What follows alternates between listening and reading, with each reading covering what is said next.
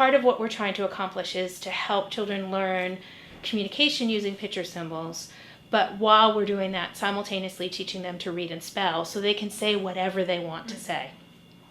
Many of our students have very, very severe physical disabilities that make it impossible for them to use a pencil or a regular keyboard, and so they have to have some other way that they're able to tell us what letter they want. And so these are a couple of different examples. This is our color-coded eye gaze. It actually requires the individual to look 2 times in order to communicate the letter that they want. So to spell my name, Karen, first I would look up at the top center in order to tell my communication partner that's the letter I want. So normally the child is sitting there and they would look here and I would say, oh, you want one of these letters. What color is it? And the K happens to be in the bottom left-hand corner and it's pink. And the bottom left-hand corner has a pink outline. And so all of the letters that are in the bottom left-hand corner of each group are pink. And so you look once to tell me which group, and the second time tells me which letter within that group. So in order to say A, then I would look at this group of letters here. My teacher would say, okay, what color is it? And I would look there again because A is the pink one that's down in the bottom left-hand corner. Then to get to the R, I would look up in this set, and then once you've looked here, oh, what color is it? Then you would look here because R is the green one that's in the top in the middle, and this is the green that's in the top in the middle. And then E is down here again. And what color is it? Over here, so I know it's the red one. That's here. And the last one is N. I look at the top. It's one of these letters. What color is it? It's the blue one. And so we have students who we don't know that they know any colors. We don't know that they know the names of their letters. But in the way that we put a pencil in the hand of a toddler and allow them to scribble, we're putting a pencil in the hand of our children with very severe disabilities and letting them get some of that first experience with being able to communicate a choice of a letter that then somebody actually writes for them. This particular version here is our alphabet flip chart.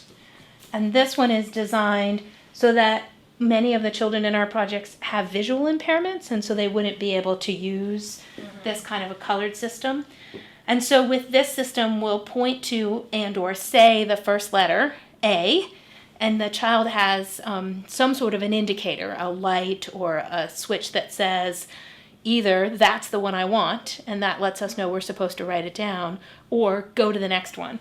If we go to the next one, we say B, and now they tell us that's the one I want, or go to the next one.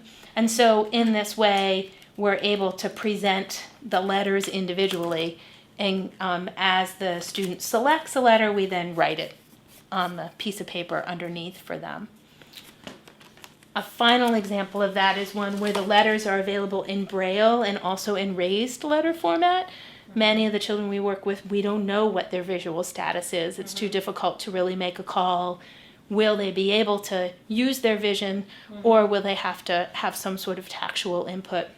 And so this gives us a way to really engage in that same kind of a technique, but we're often physically supporting them in being able to feel these letters, and then we tell them what that letter is, and they make a choice that they want us to write it or not. And so these are just a few examples of these ways, these alternate pencils is what we call them, and how we're trying to provide children with access to the entire alphabet in some alternate way, because they can't use a standard pencil or a standard keyboard. I guess one last thing to share with you is the way that we're taking those start to finish literacy starters and tactualizing them to support our children in the Deaf-Blind Project. And so this book has Braille on it so that the children can have some early exposure to Braille. These are not kids who can read Braille independently and may never be able to read Braille independently because of physical issues, but they need to understand how Braille works so that they can produce writing using auditory access to the letters to be able to make some choices and produce writing. We were able to find a woman who is a graphic artist by training, who was working as a one-on-one personal assistant for a young child who was blind.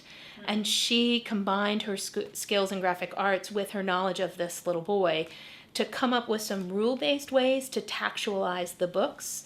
And so it sort of looks like it's just garbage on here, but one thing that's very consistent is anytime that a can is represented in any book, it's always represented by what is really the little silver nub that an eraser goes in on the end of a standard number 2 pencil.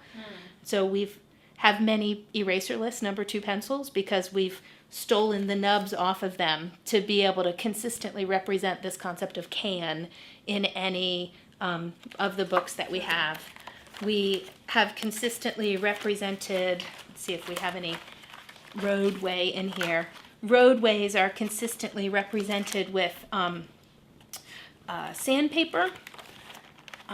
So we've tried to have some rules that get carried over from one kind of a situation to another, from one book to another, so that children can begin doing some concept development, which is a really important part of shared book reading.